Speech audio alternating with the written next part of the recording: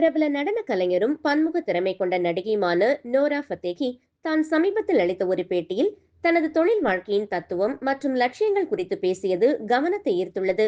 நான் ஒருபோதும் யாருடனும் பொருந்தி போக விரும்பவில்லை. தனித்து நிற்கவே விரும்பினேன். நடனம், இசை அல்லது ஃபேஷன் எதுவாக இருந்தாலும் நான் எல்லாவற்றையும் ஒரு கலைஞரைப் போலவே அணுகினேன். நோக்கம், பார்வை மற்றும் லட்சியத்துடன் என்று அவர் அழுத்தமாக குறிப்பிட்டுள்ளார்.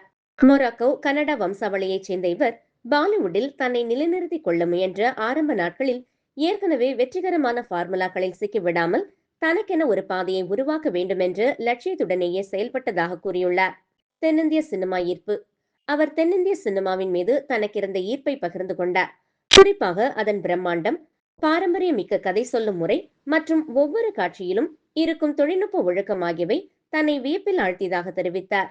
தனது முதல் தமிழ் திரைப்படமான காஞ்சனா 4 மூலம் ஒரு தீவிரமான நடிப்பு சார்ந்த மற்றும் கலாச்சாரத்தின் வேரூன்றிய கதாபாத்திரத்தை ஏற்றுள்ளதை ஒரு வளர்ச்சி வாய்ப்பாக பார்த்தார். இதற்காக தமிழ் மொழியை கற்றுக்கொள்வது மிகப்பெரிய சவாலாக இருந்தது என்றும், படப்பிடிப்பின் போது தமிழ் படக்குழுவினரின் தொழில்முறை கவனம் தன்னை பிரமிக்க வைத்ததாகவும் குறிப்பிட்டார்.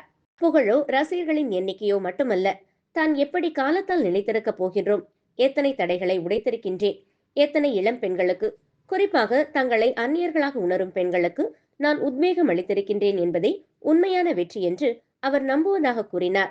மொராக்கோ வேர்கள், கனடா வளர்ப்பு மற்றும் இந்திய கனவுகள் என இந்த கலவையே தனது தனிப்பட்ட பலம் என்றும் அவர் அழுத்தமாக குறிப்பிட்டார்.